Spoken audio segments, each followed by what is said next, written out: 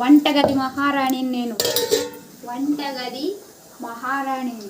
నేనేం కూర వండుతున్నాను అని అనుకుంటున్నారు కదా. నేను వండే కూర ఏంటనుకున్నారా? నాటుకోడి పులుసు.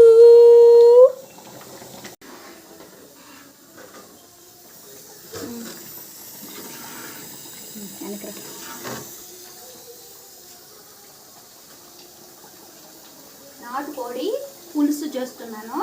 ఈ పులుసు ఎందుకంటే అన్నంలో వేసుకొని తిన్నా బాగుంటుంది, తర్వాత మనం దోశలు పోసుకొని తిన్నా కూడా బాగుంటుంది.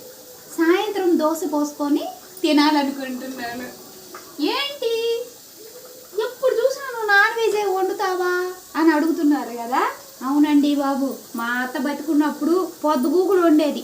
వండి వండి వండి మా ధాటికి తట్టుకోలేకపోయాను. అత్తమ్మ పిట్ట మోసం ఎట్టా ఉండాలి సాయంత్రం కళ్ళకి వచ్చి చెప్పే, సరేనా?